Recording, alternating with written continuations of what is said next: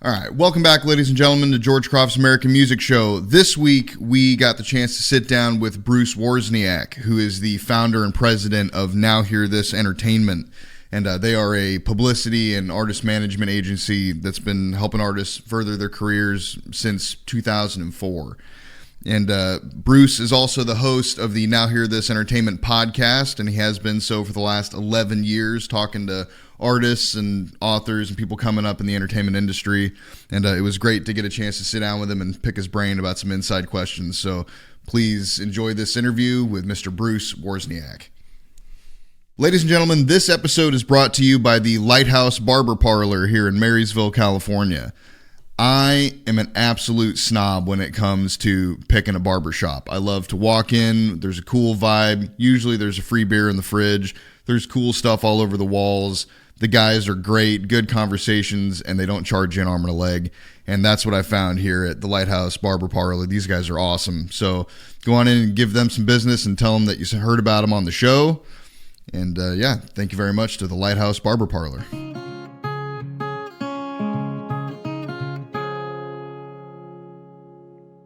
So, Bruce, thanks for coming on the show. I really appreciate you being here. Absolutely. And my pleasure. Yeah, you've had a eventful weekend here, it sounds like, at the Writers' Conference. Yes. It's been interesting for me to do my podcast and talk about the fact that I was coming to this and have to single out that it's writers of books, authors, literature, not songwriters. I tell you, because when I heard it, I was like, is there a songwriters conference in San Francisco? That just got past me somehow. Like I started Googling and I was like, oh, right. Oh, yeah. It helps when you clarify. But yeah, so I think, like I said, I was so excited to get to talk to you because, that side of the industry, getting into like management and kind of what artists can do to kind of help themselves out. It's all kind of a black box for the artists when they're, just getting started. And I think it's cool that you're willing to sit down and kind of share some of your 100%. Secrets. Yeah, happy to do it. Yeah. So how did you get started? So your main title that you say is you're a publicist, right? Is that kind of your main flag that you fly? Yes. So how did that start from, like, did you go to school for that, or did this something you kind of fell into? Yeah, so there's a couple different answers to that.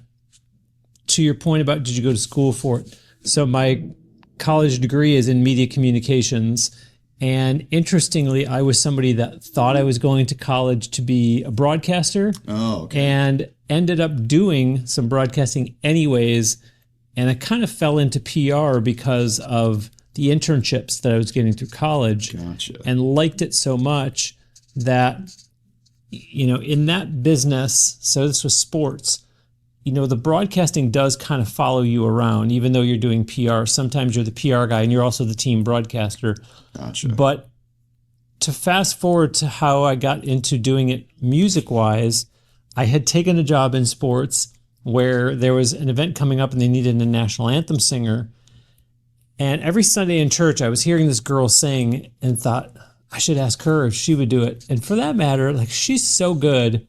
I wonder, like, what else she sings, away from church. And so I approached her one Sunday and said, do you ever sing outside of church? And blah, blah, blah. And on this, oh, by the way, would you come and sing the national anthem? And I thought she was so talented that because I had this whole background, so I really fast forwarded over a whole big part of my career. Where I had worked for a National Hockey League team for 10 years. Oh, wow. I was vice president of public relations at the league office for the National Lacrosse League. Wow. And this is on like you're doing like broadcasting side of that stuff, or you're just knee deep in the. This was overwhelmingly on the PR side. Gotcha. Okay. And then when I stepped into the Olympic movement, that's when this opportunity came up that I'm starting to describe. And so Gotcha. I had this whole basis, this whole foundation of a PR career, where when I went to this girl and said, do you ever sing outside of church? And she said, yes. I said, I'd love to help you in whatever way I could. I think you're really talented. More people need to hear you. Wow. And the funny part of that story is that she felt very complimented, but she also was kind of pushing back, like, thank you, but my dad does it for me. Little did we know, the dad was a realtor, and once he kind of got wind of all this, I think he probably went to her and was like, if this guy's not offering to get paid, if he's not asking to get paid, like, why are you saying no? Yeah. I don't know what I'm doing. I'm just doing what I do because I love you. You're my daughter, but like, unless the guy wants money, like, let's give him a shot. So eventually, I don't want to say I wore her down, but I did ask more than once. But persistence worked, yeah. and I started having success for her, and we were getting results. I mean, yeah, well past, sure, she did the national anthem, and that was cool. But once I started having results for her, I thought, I think I might be able to make a business out of this. Nice. And I was just so inspired by, people like you, talented musicians who are really chasing their dream, as cliched as that sounds. And I thought, if there's a way to come together where someone like George Croft is doing all this great music stuff and someone like me that has all these skills, and I can help you chase your dream a little bit faster, like, why wouldn't we do that? And then it was great because then I was kicking open these doors that the artist might not kick open, or I would politely tap on it, maybe I should say at the beginning. Yeah. And I have found, this is bad business for me to say this, but I have found that when an agency calls upon someone and says, I'm contacting you on behalf of one of my clients, insert his or her name here, they kind of feel like, well, this agency has vetted those people, exactly, which is wrong, because George Croft should be able to contact them, and it's still George Croft. Like, why is it different? And I get it. It's because, well, you have vetted your clients, and if we have to answer to 10 Bruce Wawrzyniaks instead of 100 George Crofts, right, that's what we'd rather do. But it's bad business for me. I should be saying, like, I'll take all the business I can get. I will not take on people who I don't believe in, by the way.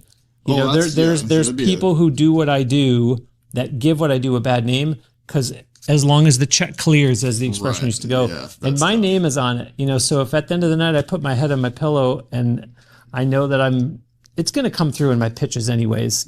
People are like, he doesn't sound sincere. Yeah, that's great, and that I've run into a little bit of that, in my just kind of getting started. There is like a period of time. First of all, I totally understand the psychology behind why venues and certain things like won't get back to every artist, because you have to get over that first hump of competence, because everyone with a Gmail account can reach out to anyone after you Google them for 5 minutes. So I'm sure these places are getting, especially when artists are just starting out, like, here's another so-and-so music at Gmail, and they have to take time for let's say you're some random guy that runs a venue. You show up, you've got 10 of these emails.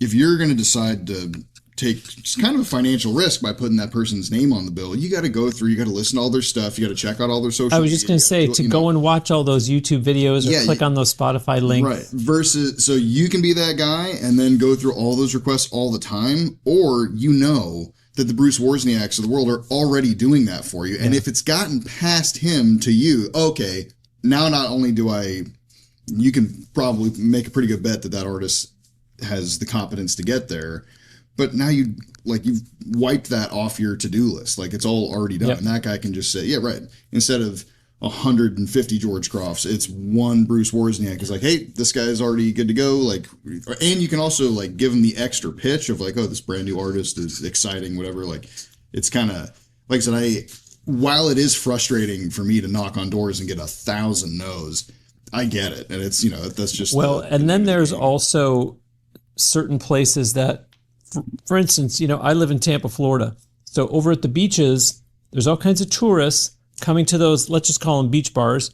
And the guy who is booking the music, he's also having to order the food. Right. He's also having to replace the hostess that just quit. Yeah. He's also having to call the mechanic because the cooler has a problem. Right. And so if he's got to sit there and watch YouTube videos or click on Spotify links, he's like, I don't have the time. 30 minutes out of a day that he already doesn't have time for. Yeah. And then, so like I said, it's frustrating to be the artist in that scenario, but you can't fault the people, because that's, I can't imagine, and then what's funny about that is if you are the kind of venue that has the kind of revenue to hire someone who does have that kind of time, they're like, that venue can already afford acts that are established. So the graphs are kind of chasing each other. It was like, small venues who can afford to put on small artists don't have the time to vet them, and big venues that have the time to vet them can afford big acts. So there's this gap that you got to find someone like you to kind of bridge that gap and get yourself, on the road. And there's also a part of all this that has to do with reputation. Yes. So if I book somebody onto, when I say a TV show, I'm talking about like a network affiliate, a morning magazine show, and I tell them I want you to have my client come on there and perform his or her latest original song, and now I send that client in there and he or she is really not that great, I've just burned that bridge. Right. And now my reputation is such that they see an email come in from me, they don't even bother saying like, I wonder if this person's any good.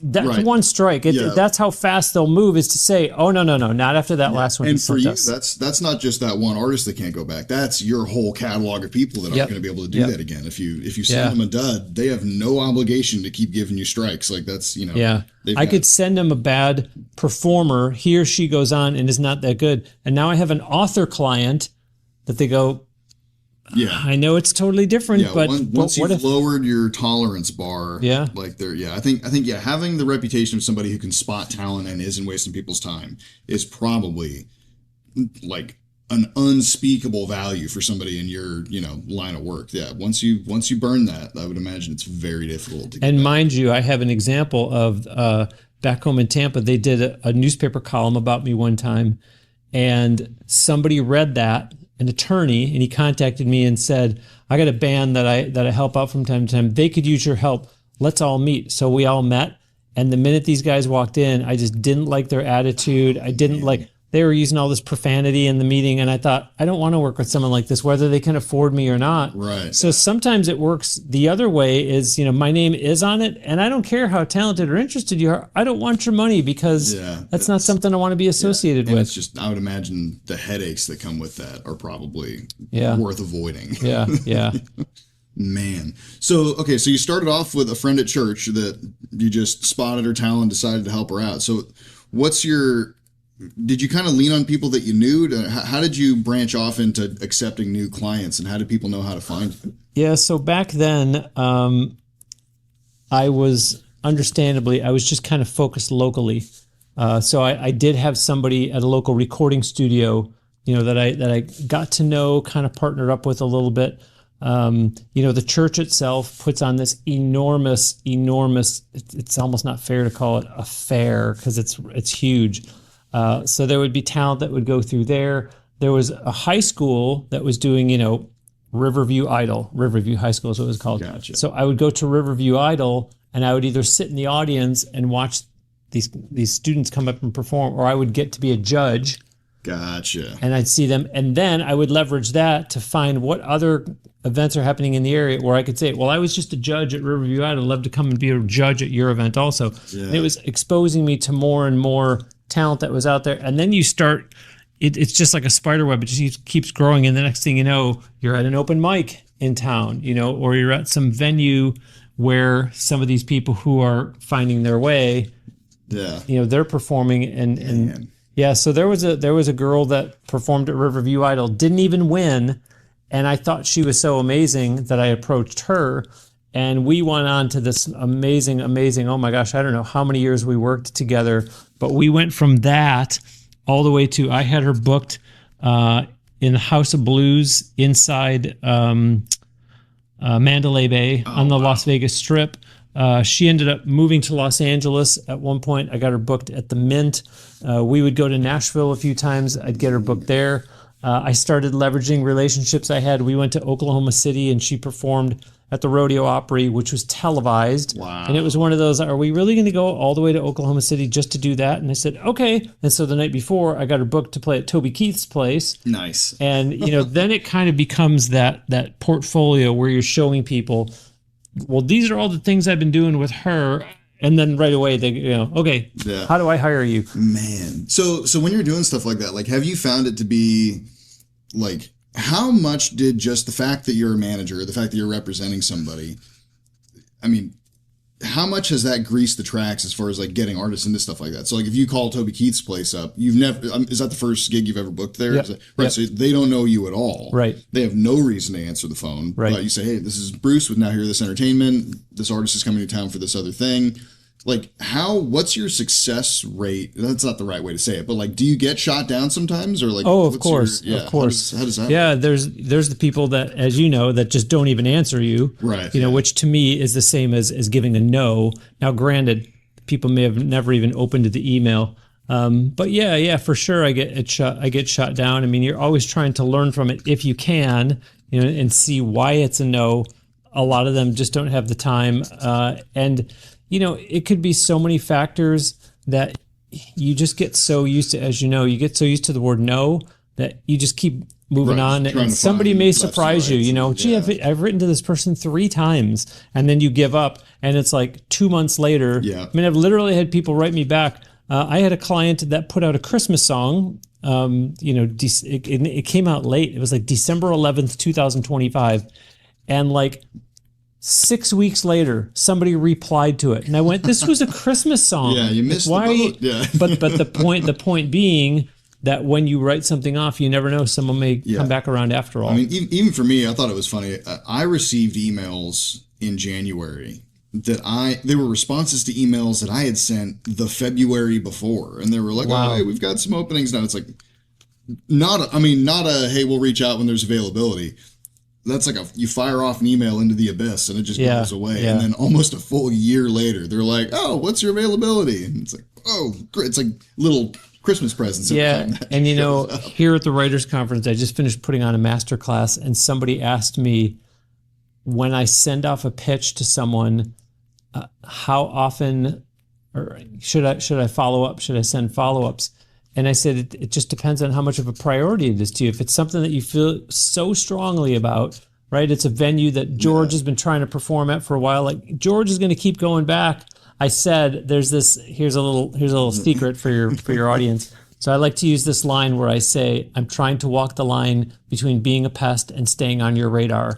That way they can't say like, okay, this guy acknowledges that like this is the 3rd email. Right, yeah. But they also say, okay, I kind of admire. Yeah, that's a good line because when I've written things similar where I'm like, I know you're busy is like not a great. You're stepping in a couple of different potholes with I know you're busy, which is like, you're bugging them. That's what that line means. Or like, I'm sure, I understand your time is valuable, and it's like same kind of thing.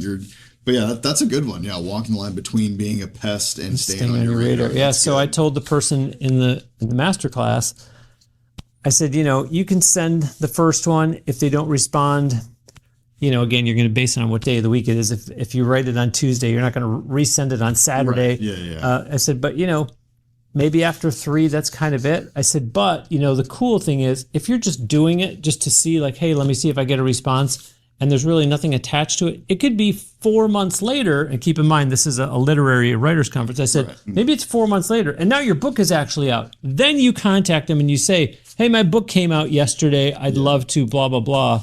And that kind of gives you that excuse of, number one, it has been 4 months, but number 2, something has changed since the first one. Yeah. And I think there's also a bit of psychology there where like, if you, like, as a musician, I feel like if you go to somebody and you either get even a yes, and then you go back to them later to if you want to play that venue again or whatever, sometimes it's like, all right, well, if you haven't done anything new and you're just the exact same act again, your odds of getting picked up again are lower. Like, you got to keep moving, because I feel like people want to help when they feel like there's momentum. It's like you don't want to get involved with helping somebody, especially as a venue, like hiring people, if you feel like you're dragging them towards the success that they want, versus, oh, like, you can be a little piece of a puzzle that they're already putting together. Mm-hmm. Like, it's kind of not to get too philosophical, but I think they call it the Matthew principle, which is, to those who have nothing, everything will be taken. And to those who have everything, more will be given. It's like, it's just the snowball of, once you have momentum, more people are willing to help. And I think that, I would imagine that just continues on at every level of the game. And there's also the part of it, where you do get the people that will say to someone like me, well, how many people is your client going to bring in? So if they give you a chance and say, well, we'll try him out once, and George goes in there and they go, George didn't bring anybody, then you're right. I'm not going to go back to them a month later and say, hey, we had George in there a month ago. Can we get him back on the schedule? They're going to say, what's in it for us? Right. Yeah. Yeah. Versus if, hey, last week a new album came out. Right.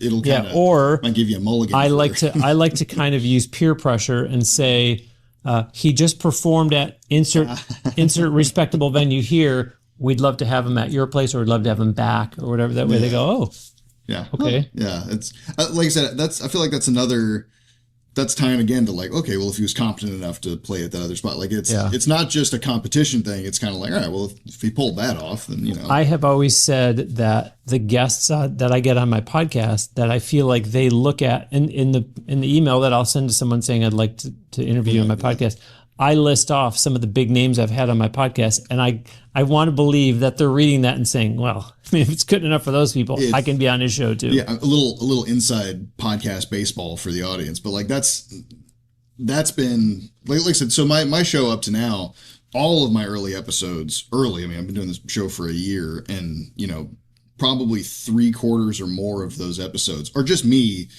talking about music history from whatever artists that I picked, and just because I wanted, you know, to do something, get content out there, and it's so much fun to dig into old stories that like I'm learning, you know, stories about some of my musical heroes that I would have had no idea about if I didn't have a reason to go digging and reading, you know, or listening to autobiographies and watching YouTube interviews, and you know, and so that part's been really fun. But yeah, when you start getting names on that people recognize for interviews, the snowball effect of that is just gigantic. So I think it's kind of, you can succeed both ways, but yeah, as soon as you get that air of competence and people are, you know, you're worth so-and-so's time. I'm you know, Bruce Wawrzyniak's time, you know, then the snowball continues to build, and that's, you know, it's interesting that you mentioned about music history, because when I interviewed Roy Orbison Jr. for my podcast, I told myself, Roy probably gets asked all about his dad all the time. Yeah. I'm going to make it a point to not ask about his dad. I want to ask about Roy Orbison Jr. So I'm really going to stay committed to just talking about him and what he's doing. And all he wanted to do was talk about his dad. And I thought that's fine. Yeah, because if they want to. Yeah, I went in with the right attitude. I had a game plan. I had a strategy that I was being respectful. But the minute that he wanted to make it all about his dad, I thought, hey, the show's about the guests. It's not about me. So go ahead. Exactly, yeah. Yeah, and I've met a couple, like I got to spend some time with Merle Haggard's sons at a music festival this summer, and it was kind of the same thing where it was like, you know, everywhere those guys go, people are asking about their dad and telling stories about their dad, but when you get to just hang out with them and talk, they're like super interesting and funny, and like, you know, they've got their whole stories going on, and so that's, you know, you feel, at least I like, and not just them, but like other second generation stars kind of, it's like, you almost feel bad for them, that it's like, man, some of these guys are wickedly talented, and they would have made it on their own anyway. And like, you know, there's a pile of stories there that people don't get to because they're just like, oh, you're so-and-so's I have found, I had Waylon Jennings' grandson on. Oh, nice. I had Travis Tritt's son. I had Johnny Paycheck's son. Yeah, I heard all three of those. Yeah. And I found that a publicist, I don't remember which one of them it was, but one of them told me in advance, like, don't ask about whoever it was. Like, if my client, if the guest goes there, that's up to him. The other two, I know Travis Tritt's son for sure, like Tristan Tritt, he had no problem talking about his, he was very complimentary and said that, you know, of course I owe it to my dad, and my dad has helped me a lot. Yeah. So it is kind of fascinating when you say, all right, are we going to be doing some history here, or are we kind of just going the direction of what you're up to? I think what you're trying to avoid is the, like I can imagine like some like big morning TV show or something, and you know nothing about the guest you're about to have. You do guests every morning at 9 o'clock or whatever, and all the producer tells you is, hey, we're talking to Waylon Jennings' grandson. Ready, go. And that's all the information you have to go on. And it might be real, and like, that would lead you to assume the only reason he's there is because he's Waylon Jennings' grandson. Right. So, and then boom, the questions would just steer that way immediately. Yeah.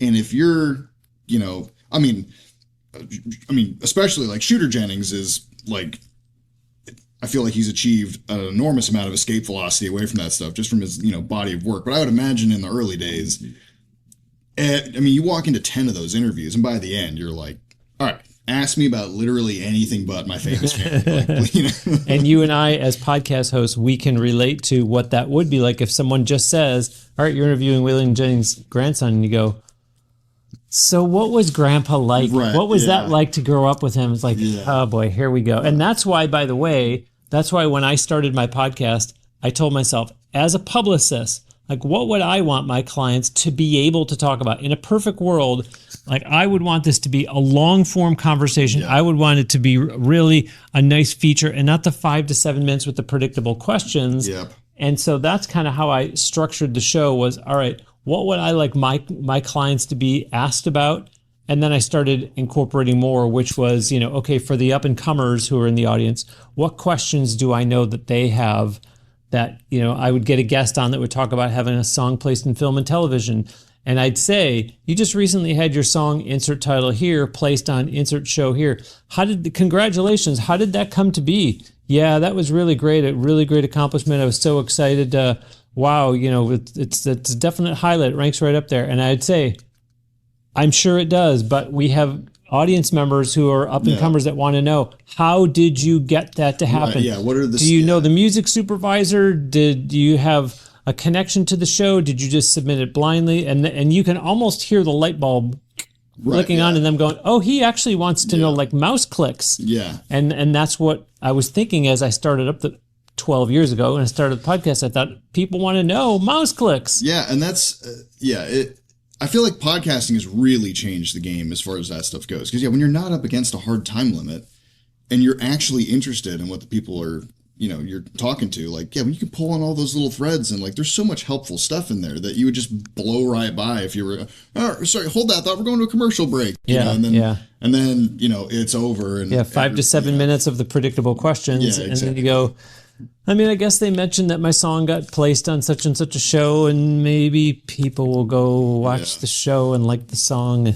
Yeah. I would wonder, like, I wish there was a computer screen somewhere that could show you the bump in, like, streaming numbers or just, like, general public awareness of, like, doing 10 of those morning shows versus one good podcast that has a good following. Like, I wonder what, like, you're never going to see that number, but, like, I feel like it's a gigantic difference. And that, like, even though there's not like a tangible, necessarily, measurable way to say, oh yeah, that podcast episode got you this kind of exposure. And, you can't measure the X factor. The one way that you can do it is if that's the only thing that you did that week. Right. Yes. You say, I went on that podcast on that day. I did nothing else different that week. Then you go and you look and you go, wow, I got all this attention the day of or the day after. You say, well, it has to be that. Right. We actually did that with an author client of mine where we completely shifted her pitch to something that we had never pitched about before. And I was able to sometime later log into her author dashboard and I looked and I saw this spike and I went, oh, cool. And it took me a minute. And then eventually I went, oh, that was because we started doing that. Yeah, that's awesome. Yeah, adjust game plans and kind of. So what is? You don't have to go too inside baseball here, but like, is there anything that stands out as in the last few years, as you're as podcast influence is getting bigger and YouTube's been a huge thing for a long time, but as you're transitioning into the current day landscape of how to get an artist going. What's the biggest shift you've noticed strategy-wise going from having to deal with, maybe dealing just with radio stations or just TV? What's your biggest strategy shift you've had to make? This is going to be kind of you didn't answer my question, but I will say that one thing that has not changed, one thing that you still have to put a priority on is relationships. Yeah. Because it's those people who are, and it's kind of, if you follow the breadcrumbs, it's kind of like the Kevin Bacon game. Right. And I will ask my clients when they get an opportunity that I had nothing to do with it, how did you get it? Because I'm just trying to learn like everybody else. Yeah. Right. So I say, how did you get that? And they'll kind of walk it back. And invariably it always ends up with relationships. So as much as, things shifting, right? So, all of a sudden trying to tell a client like why it's really important that he or she does TikTok as opposed to years ago when you're like, TikTok, is this an alarm? What are you talking about? Like, no, TikTok, it's another social media platform. Interestingly with social media though, I have been amazed. I've always been vocal for years and years about making sure you're on. There's a difference between being on a lot of them and being on too many. And the too many means you're just trying to be everywhere. And there's that expression, you can't be all things to all people. Yep. If you're not going to keep all those up, I'd rather that you be really good at 4 of them instead of I'm on 8, but I really only keep up 4 of them. Right. Yeah. And so, certainly it's shifted over the years. I mean, the whole emphasis on short form video content has been a lot of fun to adjust to. Yeah. And I do see those working, and I like those. Am I going to be saying the same thing a year from now, a year and a half from now? I don't know, because it's changing so fast. Because on YouTube, people go there conditioned to watch longer videos, but all of a sudden, YouTube does such a great job of laying out the platform that you're looking at long form, you're looking at long form, you're looking at long form. Oh, look at here's 6 right in a row of shorts, and the next thing you know, you're spiraling into like 5 different shorts in a row. Yeah. So I think those are good, because it does allow people the opportunity to hear a little bit of George Croft's music without knowing I got to commit to a whole 3 minutes and 21 seconds of his video. Yeah, that's been I've been navigating that for the last couple of years of like trying to. I mean, I think it's going all right. I think but the short form, like especially YouTube Shorts, TikTok, Reels, things like that. If people see enough of those, they'll go check out the longer version of it. You're basically running ads for your longer videos, and it's like if it's not the whole song, I don't care. It counted as eyeballs, and if it's enough to grab people's attention, and then they go check out the full song, great. But it's like now I'm starting to get now where. Because sometimes you send those shorts off to the void and you just hope and sometimes there is no rhyme or reason for which ones do good and which ones don't. Sometimes you spend a ton of time making that short exactly the way you want it. This is going to be, I got my camera angle changes right. The lighting's great. The mics are good. And then the algorithm just leaves it at like a couple hundred views and you don't know why. And then there's some random, like, quality is less, but you got a good take, and all of a sudden that takes off, and there's no pinning down exactly why. I mean, maybe there is. Maybe there. I'm sure. You tell someone I got 4 views on that video, and they go 4,000. That's all. No, four. You got 400. How'd you get 400 views? No, I got 4. 1, 2, 3, 4. 004. And then they say, why? What happened? I don't know. I have no idea. Yeah, and I know. And then the joke is that, like, I tell all my friends now that, for the last couple of years of like trying to be really consistent and trying to try different things and, really paying attention to the minutia of each video. My daughter found a cat in the barn, and I posted one video about this cat that is like now coming to the family, and then we got another one. And the cat videos just took off, and everyone was like, okay. I thought like it was 2 lessons in one. The first was that like, okay, I can get those kind of numbers. Like, that's great. The other thing was like, I thought that it was, I can do the same kind of content and just got to be consistent. It'll start to work.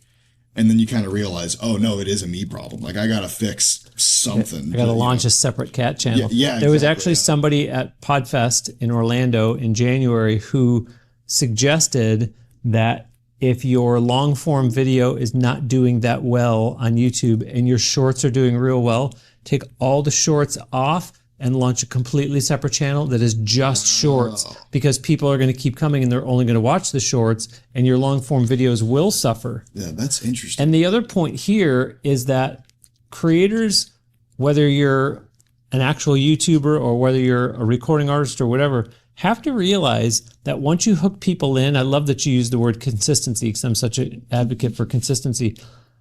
But once you hook people in, like, you better be planning to continue putting stuff out, because that YouTube short, it's basically kind of like a business card. It's like the appetizer menu at the restaurant. And they go, okay, I'm liking what I'm seeing. I'm going to your channel because I'm investing in what you're going to do in the future, more so than I am now. Like, this got my attention enough, but I want to see what else you're going to do because you have my attention. So if you hook someone in through a pretty good short, and then you go, right, I'm trying to think of what my next thing might be. And you go, so when's that going to be? I don't know. Like, I'm busy. So probably this weekend, forget it. Yeah.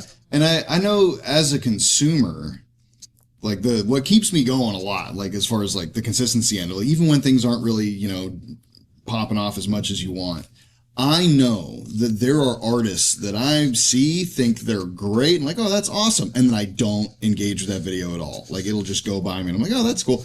But when I see that same artist come by a few times, and then I'm like, oh, like, there's oh, that one's good too. And like, so your brain catalogs the quality. Yep. And I'm really bad. I might see that artist 10, 15, 20 times and then go, who is this person? Like, and then actually take the time. It'll snap you out of your doom scrolling to actually go interact. But even for me, it takes several interactions just seeing it go by before my brain goes, okay, that's probably worth checking out more of, I guess. And yeah, so I keep that in mind where it's like, man, if I was trying to hook me, I wouldn't have hooked me yet, and I got to keep going. Like, and they do always say, that it takes somebody seeing something that's like 7 or 8 times, before they're actually going to take whatever action you want them to. Yeah. So, I think you do also have to give yourself a little grace. We do put these things out there, and we hope the expression "hope for the best, plan for the worst." Yep. And you see it the next day, and you say it's got 11 views. Like, well, you're not an A-lister, you're not a household name, and so. Give it a little time. I mean, the algorithm might, for some reason, all of a sudden boost it when you least expect it. Or you learn from it, you lick your chops, you move on, you go, all right, next one will be better. Yeah, and I think, too, like, it's, you can't get bogged down in that kind of stuff. Because, like, I think, too, like, by the time the algorithm feeds you stuff, sometimes, I think the algorithm is looking for a larger amount of consistency than people might assume. Because by the time, like, let's say you see, a reel go by and you interact with it, you end up on that person's page and that's their first one. You go like, oh, okay, like, see you next time. Like, we'll see if you stick. Like, even for me, I'm never following someone if that's like their first 1 or 3, even if they're good reels. All kinds of questions kind of come to your mind where it's like, okay, if it's a really good reel and it's the first one I've seen of this artist and it's the first one they've ever posted, my brain says, somebody is ripping off some other artist. This isn't a real page. Like, there's probably some shenanigans here that I'm like... Or they're paying to boost it. Or they're paying to boost it. And so the fact that there's only one, even if it's really good, your suspicions kind of go up and I'm not... But then if you, over the course of, let's say, 6 months, you keep seeing that, so you go back to that same page. Oh, sure enough, that was the real... Like, then, boom, okay, then we'll interact, we'll follow, we'll do whatever. But you got to kind of...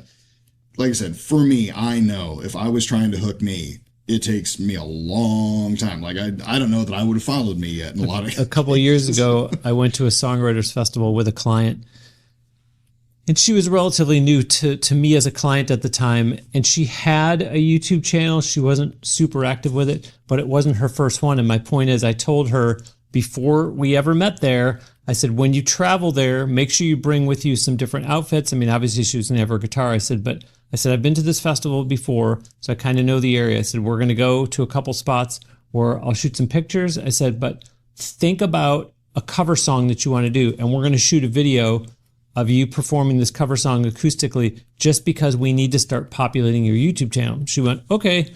So we showed up there, and I said, did you pick out a song? She said, have you ever seen The Rain? And I'm like, okay. I mean, if that's the song she wants to do, I'm not sure. Like, I was kind of surprised because she's very young and that's a very old song. But I thought, okay, great, let's do it. And we shot it, nothing fancy, put it up on YouTube, and the thing just, oh my gosh, it was like, and her mom was with her. So the next morning, like, oh, your video's up to 1,100 views, like overnight. Really? Next day, your video's up to 5,000 views. Really? Before you know it, I'm contacting them saying, that video has 13,000 views. Yeah. And it hasn't even been a week. And they're like, how? Oh my gosh, you're amazing. I'm like, wait. Because I don't want to set those expectations for someone that, oh, Bruce has the answer. And every YouTube video we do with him, it's going to go through the roof. But it wasn't her first one. And obviously, the conditions, the planets all aligned. Yeah. And people loved. Obviously, there's also something to be said for, I like her treatment that she did of this song. Right, yeah. You have to have, you can't be missing, like, quality. I feel like no matter what, you have to have a good quality performance. Like, there's no substitute for that. If you're doing a video, of a performance, it doesn't matter how good the rest of your decisions are around editing or camera angles or whatever. You can't fake the good performance, and that's what people want to see. Yeah, if you have that, you can go a long way. I think there's a mistake that performers make, which is, we're all our own worst critics, and you do need to keep up inventory on your YouTube channel. And so I would go to a client's performance and I would film overwhelming majority of it. And I'd say, I need you to pick out something from this that you like. And sometimes they'd say, well, what did you like? Was there a song I did that really stood out? And they'd pick one out and they'd go, yeah, except, on the second verse. And it's like something so specific that I would say, like, number one, people expect there to be in a live performance. Like, it's not like being in the studio. Like, you're not going to correct it. And so there has to be some authenticity to it. And number two, if you nitpicked like that on every song, we wouldn't have anything to post on YouTube because you'd find a flaw with every performance. So you have to kind of say, can I live with that? Is it just me? Is anyone else going to notice? Because it always goes back to, you never know who might be in the audience. And I'm holding up air quotes because it might be there at the performance or it might be on YouTube. Right, on YouTube, wherever it lands. I know I was just talking, when I was talking to Don Henry about this, where it's like, there's also an element of it where, as the artist, you're hard on yourself. Like I said, I know exactly what you're talking about. Like every missed string, every mistimed thing, you flub a word here and there, like it just stabs you in the ear. And that's like all you can think about. And there's just such this vast difference between, I'm over here like, oh, well, that take was garbage. Like, all right, what am I even doing with my life? And then 5 minutes later, that clip is doing great. And it's like, oh, okay. Like it's very, it's kind of calming in a way when that happens, and it's also conversely, like a lot of times you go, perfect, I nailed that one. It took me 15 takes to do. I got it. I'm super happy with it. And it's flat. And yeah, I remember, my gosh, I think in the second year of doing my podcast, I interviewed, at the time he was a well-known Christian artist. His name is Johnny Diaz. And Johnny said he had a song that everybody knew. Everybody knew the song. And we talked about it, and he said, when I wrote that song, he said, I really didn't think that much of it, didn't really think it was going to do much. And he said, it's the one that you write that you think, this is going to be the one, I'm going to have a hit, I'm going to have a number one, and it doesn't go anywhere. And he said, here's these others. And I've had other guests, over my 12 years that have echoed the same thing, that say, you can't attach to it in terms of, this one's probably not gonna, or, oh my gosh, we just wrote there was one exception, which somebody told me about recently, Fred Mullen. He's a producer, and he was working with Dan Hill. And I think it was Sometimes When We Touch. He said, oh, we knew that song was going to be a hit. Yeah. And it was. But I mean, that's, one out of 600 and however many episodes I've done where. Well, and also too, because I feel like that might be a little bit of coincidence too, because I'm sure there's plenty of artists who go, yep, that one's a hit, and then it's not. Yeah. Well, like the X factor of why it was a hit, the story would have been that first story of like, yep, we knew it immediately and it was. It's like, well, just because you called it doesn't mean you caused it. Like there's, you could have that opinion and it goes great. You still have that opinion. It doesn't go great. But whether or not you knew it at the time really doesn't have any control over how the song does. And two, like for me as a songwriter, I think there's been a few that I've written where I am like super into it. And I was like, you're feeling like, this might be the best song I've ever written because you wrote it about something very personal to you. And I've learned that's a bit of a trap because it's perfect for an audience of one, which is me. Yeah. But that doesn't mean that it's, going to relate to people and that like, versus there's songs where I was just like writing, having fun. And it's like, you still do you make the best song you can, but when it the ones that seem to do well are the ones that land with different people for different reasons. And like people will get different things out of a song and really attach to it. And it's like, oh, like they're having the reaction to that song that I had about my personal song by accident. And it's, there's something about that. I don't know what it is, but it's not too different from the young people who write about things they shouldn't be writing about because you're only insert age here. How could you have had that experience in life already? And so it does kind of make it tough for the audience to make that connection, especially if it's a live performance, to look at that person on stage and say, it's an interesting story that they're telling, but it's just not believable because look at who's delivering it. Or it's cliche because, it's like if there's a 16-year-old girl on stage singing about existential love problems, it's kind of like, don't come after me, 16-year-olds, but like, as an audience member, there is an element of like, okay, like this, we know what you're doing. And we all know, wait 5 minutes, you'll feel different about it. But I'll tell you what, once you look for it, you notice it. I was at the Grammys, and while I was in LA that week, I went to see someone perform who had been on the podcast, and she is young to the point where I'm interested just to see her show. Yeah. But I thought I'm also going to listen to the kind of songs that she's performing to make sure that they are believable. I mean, not that I'm connected to her, but it was just kind of one of those things where you do need to know as a performer that there are people out there listening for different reasons. And one of them might be, I remember I was in Nashville one time and I went to a writer's round, and you could hear a pin drop in there, as it should be. Yep. And they finished. The next round came up. They did their round. They came off stage. The next round got up. One of the 4 people who got off stage came to the back of the room, and I'm sitting there trying to watch the next round, and I'm listening, and they're doing their thing. And one of the writers who had just come off stage just proceeded to talk and talk and talk and talk and talk to the people at the table over there. And when I could finally see, I'm trying to be anonymous, when the person, I'm not even going to say if it was male or female, when the person approached, because they were cutting through to go outside, I stopped the person and said, "Hey, you were up in the round before that." "Yes, I was. Thank you for listening." I said, "Oh, yeah, you're welcome." And a little bit of small talk. And then I said, "And you proceeded to come off stage and go over there and do nothing but talk the entire time when everybody was silent for you." I said, "You don't know who I am." I said, "And it doesn't mean that I'm anybody." I said, "It's a bad look." I said, "And you don't know who might be here." Because this person needed to know. Yeah. And I've seen a veteran songwriter at a festival stop his show and say, "I'm done." And he literally packed up his stuff because he was so upset that somebody was at the bar yammering away.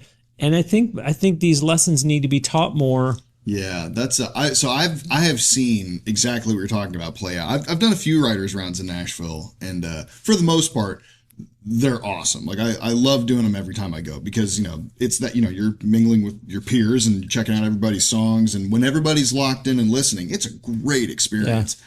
But every once in a while, you get somebody that, usually it's people that have a little bit of success. They've already had a song get picked up, or they feel like they are somebody a little bit, and man, they go from being part of the experience and being kind of everybody's on the same team kind of a feeling, to I'm gracing you with my presence. And then when you get off stage, you're way like, since I'm here gracing everyone with my presence, the guy at the bar wants to talk to me about it. It's like, "Oh, thanks, man." It's really easy to get off the rails. I think that's a case of you have to read the room. And so when you're going into a certain venue, this is a writer's round where it's just silent. It's a listening room environment, as opposed to, I'm going to do a writer's round, and this is a venue where people will be talking, glasses will be clanging, dishes, silverware, and I can't be bothered by that. Yeah. And you just accept it. And you still, of course, you always do the best show you can wherever you are.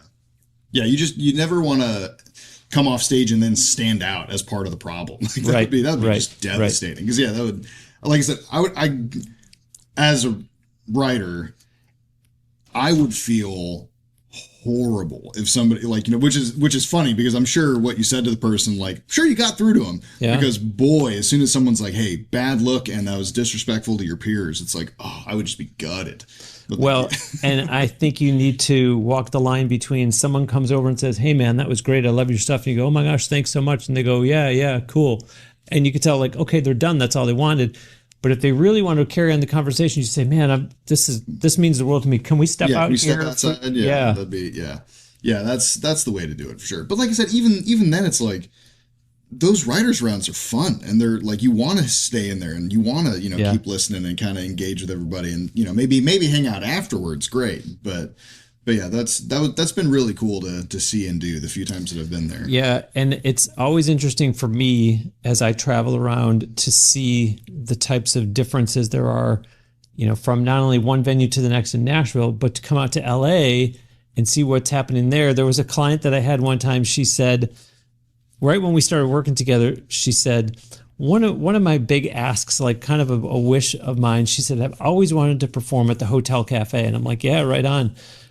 And she says, "But I've struck out all the time." And I'm like, "What do you mean?" She said, "I can't tell you." She said, I don't know how many different times I've tried to get booked there. Like 4, I don't know, it's probably more than that, but I'll just say 4, ha ha ha. If there's anything you could do to try to get me booked there, I wrote them one email. They wrote me right back and said, when would she like to perform? Yeah. And I went, that's what I'm talking about. Like, it shouldn't be that easy, but then you go there and you sit at the hotel cafe and you say, man, this place is so cool. Yeah. When I was in LA a few weeks ago and I went to the Mint, I went, man, this place is so cool. I think there's a lot to be said to getting out to these venues and seeing them yourself as opposed to just looking at it online. Instagram pictures aren't going to do it justice. A YouTube video depends, on how well it's filmed. Once you get in there, you go, wow, this is totally different from what I pictured, and I love it. Yeah. The one that comes to mind for me is the Commodore in Nashville. Yep. Is like, it's a hotel bar. Like it's in the Holiday Inn or whatever. And if you showed me a picture of it, it's like, this is a restaurant. People are eating dinner in there. But every time, it's so much fun. It's so cool. Like the whole vibe they have in there is, so what you're saying, it's like you could not have judged that properly from an Instagram post at all. Yeah, it's some of those venues are pretty neat to get to go in. And there's all kinds of cool stuff on the walls from like other writers that have been there, and there's stickers everywhere. And I think the other part that's fascinating is the audience experience. I think when audiences, the uninitiated, when they hear about a songwriters festival, I think that word festival carries with it this mental image of like an enormous stage and a throng of people, farther than the performer can see on stage.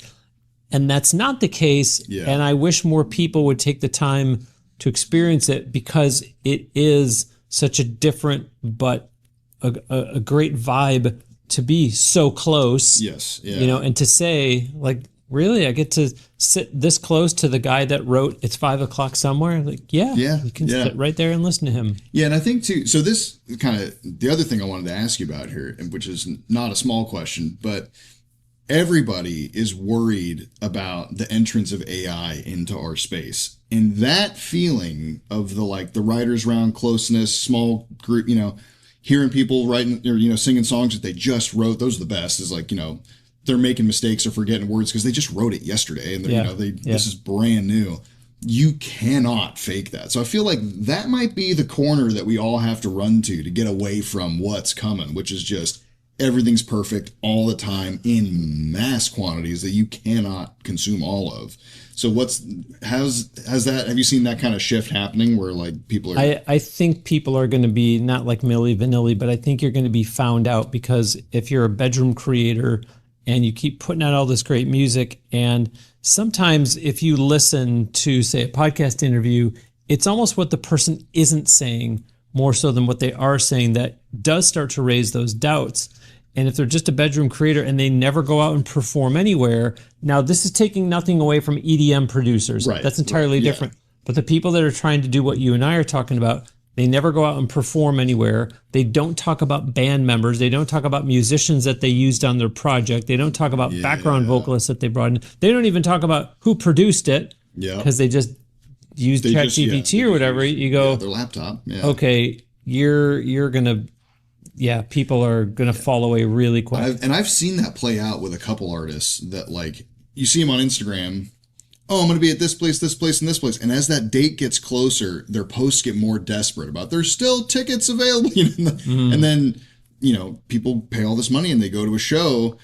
Just because somebody popped off on Instagram and TikTok did not mean they were ready to go put on a 2+ hour show. Yeah, and people are getting babysitters and people are buying meals and, and you get there and it's like, this guy has 7 million followers on TikTok and he's got 30 minutes of stuff he can do without his laptop. Maybe. And so I feel like you can only burn so many of those bridges like for so long. So, but like I said, so I think AI is going to have a hard time competing with that. Dare I say that the George Crofts and the Bruce Wawrzyniaks of the world may have a responsibility to sniff those people out and to ask those probing questions to where it's going to reveal that, okay, I haven't heard you talk about what kind of guitar you play. I haven't heard you talk about what kind of gear you use. What does your live rig look like? And all of a sudden, the cream will always rise to the top. Yeah. I think of it like it's going to be like, I like to call it non-GMO music, where it's like people, you can always go to, you can always find the banana that looks exactly like the other banana that's not covered in glyphosate or whatever. Like it can look the same, but there's something about being like, no, this is a real artist that really did this. He really wrote this in his, bedroom when he was crying about something. Like this is real human pain getting brought to you in song form. I think it'd be cool to find a way to like label that somehow as like, like a check that you'd have to go through to be like, no, I didn't use AI for this at all. Yeah, if you look at YouTube and the fact that they now have a little button that you're supposed to click. Yes. I think the problem is you're supposed to click it. Yeah. So somebody could be using AI until the cows come home and never checking that box, and people go, oh, it doesn't say anything about AI on there. Well, yeah. In that person's conscience, yeah, they know what really happened. Yeah. And so I fear, George, I fear that the casual music listener who is just willing to settle for something that sounds decent, that they may make it tougher because they're not holding these creators to the standard that George and Bruce are. Maybe. And they're just accepting it and going, yeah, cool song. And if you told them, would you believe it if I told you that was created entirely by AI? I fear that they're going to say, it's a cool song though. I mean, you got to admit it's pretty good. Yeah. Like, wait a minute. You're missing a big part of this. I think what's going to end up happening, this is just me, predicting what's going to happen in front of this giant change that nobody can predict. So I'm probably wrong about this. But I think that people are leaning into live performance, that like, because we have, click your fingers and we've got the 50s blues version of a 50 Cent song and it sounds awesome. And it's great for a video. You want to make a short to this like remix of a rap song that's in this, new and interesting, format. Great. But I don't need you to just listen to my stuff. I need you to come out to my show and I need you to, buy my merch and interact with my stuff. And like, I don't think the person that's cranking out that AI song, they're not after the same thing from the audience. They don't need you to interact that hard. Yeah. And so like, they're just out there for streaming numbers. Yep. And it's like, okay, maybe they can just have that. And like, they can't, no matter what they do, that person that's cranking out AI music all the time, I mean, unless they solve some serious problems, you're not going to draw a crowd to a show. You're not going to, develop a loyal following that's there for the shared. Yeah, they might be happy to be a bedroom creator. Right, exactly, I have no designs on trying to go out. Exactly, and that's what I'm saying. Is I don't think they're competing for that part of our space. I think they're just happy to crank out, Although as much as recording artists will complain about the 0.00001 that Spotify gives them, you are competing now for streams where you're saying, if I'm going to ever get any kind of check from Spotify, now there's only that much more music being jammed into it because AI is making it easier. Yeah, that I think, I don't know what the solve for that is. I think the streaming revenue, it's already low, and I think it's going to go to zero, really. Like, I think we have to find a new way to generate. And I've talked to some other people about this too. Like, I don't think we have if you just came into the world right now and you just navigated the landscape, if you just came into the world right now and had to like assess your surroundings and figure out how to navigate the landscape, you might make certain assumptions about the way things are. But I think we're like half out of a cocoon from like, we still haven't finished the process of getting away from vinyl records to whatever we're about to be, whatever the next thing is, whether it's you really can only make money by bringing people to your shows and selling your own merch and developing an audience. Like, that might be where we're going. And we're only halfway there. So a lot of the problems we're trying to solve are little flakes of things that are kind of fleeting. So it's like you see it even now, like we still call it albums. We still, talk about singles. We still talk about, and vinyl has made a comeback. Vinyl's making a comeback. It has made a comeback. Yeah. And that's really interesting to watch too, is like because it's a tangible thing that people can buy, and they're like but I've noticed I think I might've been talking to Don about this too, is like the way people do scheduling that, like if you have an album coming out, the way people drop albums and the way people, do the marketing around that, those people are still selling as if they're selling records. And the thing you were trying to solve back then was like, okay, we need people to go to the record store and we need them to spend their $10 or whatever on an album that they're then going to take home, put that album on their record player with all their friends there, and we're going to listen to records. And so for them to go spend their $10 and do those things, you got to give them enough songs to make that worth doing. And you got to make the songs enough of a quality to make that worth doing. And you have to have like, if that's the set of problems you're trying to solve, I need a person to go to a store, spend their money, take it home, and they're going to put it on a machine and listen with their friends. That's still the model that we're following, even though it's available immediately. People can listen to 3 seconds of it and skip it and go on to the next thing. Like the problems that the system is still trying to solve are no longer the biggest ones. And I think we're still trying to figure out what the best way is. Because like I think that's why you're seeing now everybody's dropping singles all the time. And I think that might be the best way to do it because you're trying to keep attention, versus. I was very interested to hear a songwriter tell me on my podcast that they have been so impacted by streaming that the shift that they're making is, whereas before I didn't really go out and perform much, I really am just a songwriter. Like now they are going and getting on as many shows as they can, even if they have to travel.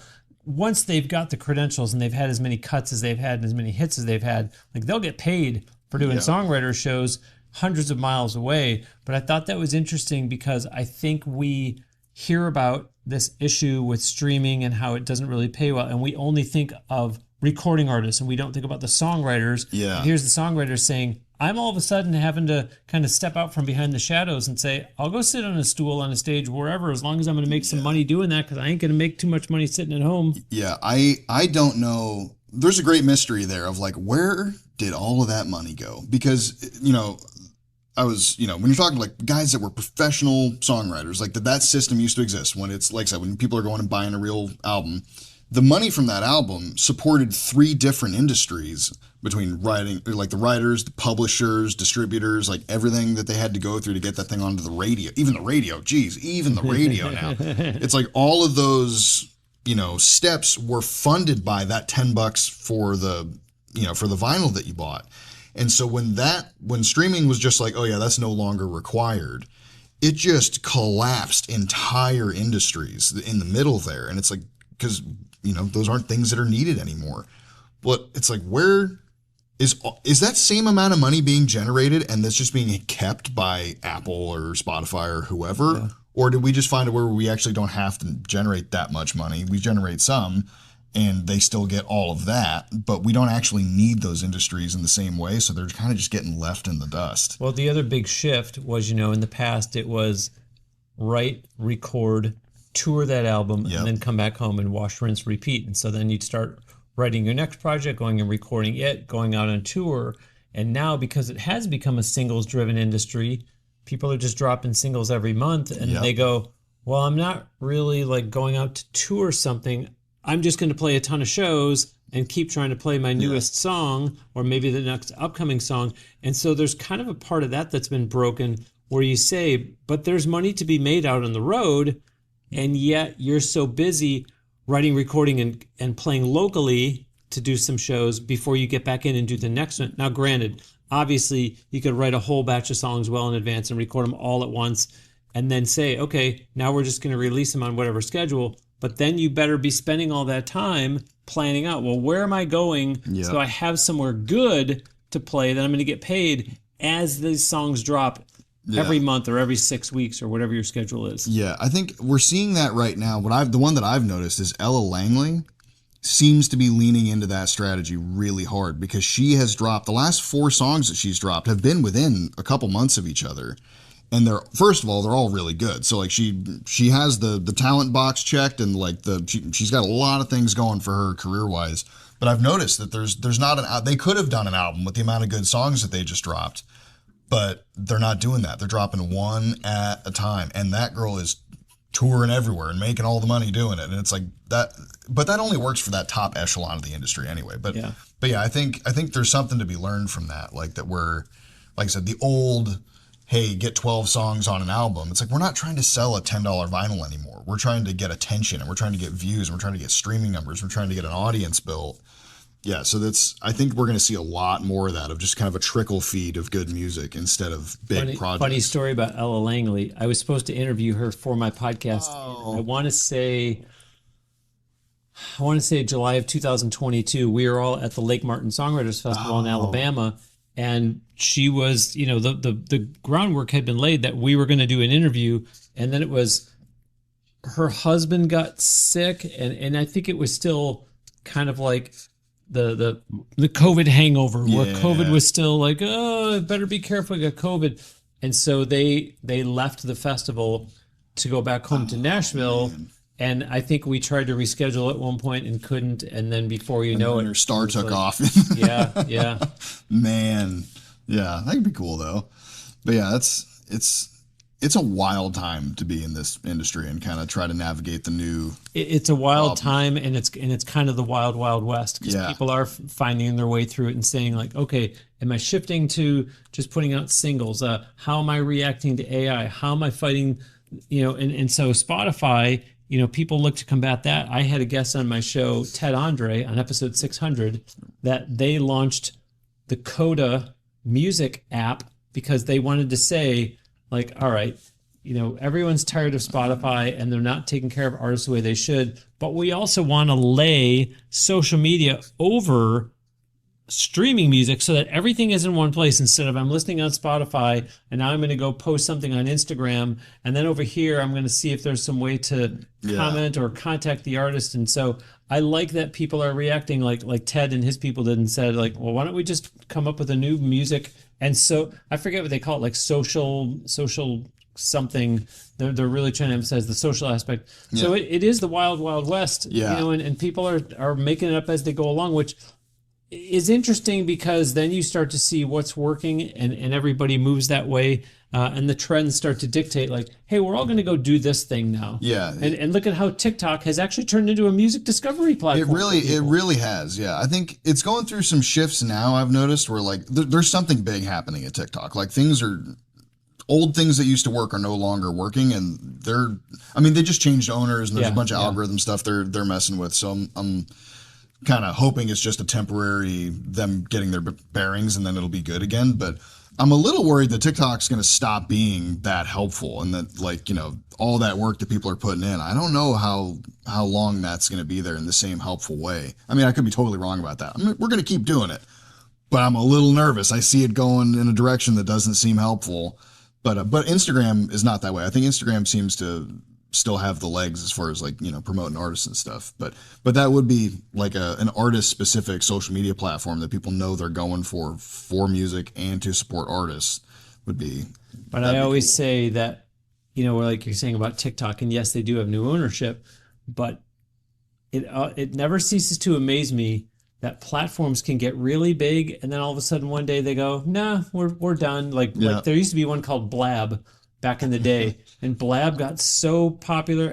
People would spend hours on there, and I'm not exaggerating. The two guys who ran it, they literally one day just put up a message on there saying, this has been a lot of fun, but we want to move on to other things. And it was gone. And I recently had to ask somebody, is Clubhouse even still a thing? Clubhouse had its heyday. Yeah. Where everybody was on Clubhouse, and it still exists, but you never hear anybody talking about it.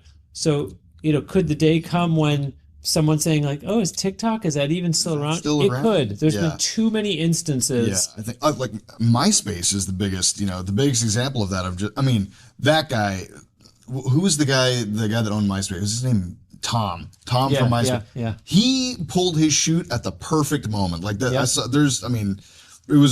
I've seen all kinds of hilarious memes and stuff, like especially when Zuckerberg is getting grilled in front of Congress and stuff, and there's just a picture of Tom where it's like when you sold out at the right time. But yeah, it's like I see, it's like keep using it, it's still useful. But yeah, none of these things I don't think any of them are going to be the same 20 years from now. Like who knows what we're looking at. So yeah, it's an ever-changing landscape, but it's fun to fight with, and it's fun to try to navigate. And and it's great to have, people like you around to help artists and kind of bring in some reinforcements, because it feels like quite the lonely battle sometimes. Yeah.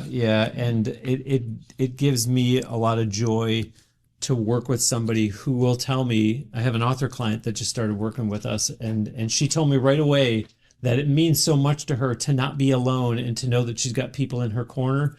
And that just really makes it so much more rewarding that you're going to help the person, but when you see how much it means to them, you say, okay, let's do this. Let's go. Man, that's awesome. Well, I know you've got a plane to catch, and I appreciate you so much for coming on the show. I really enjoyed this. It was great to finally meet you in person. Likewise. Yeah, thanks for being on the show. Yeah, my pleasure. All right, everybody, we'll see you next week.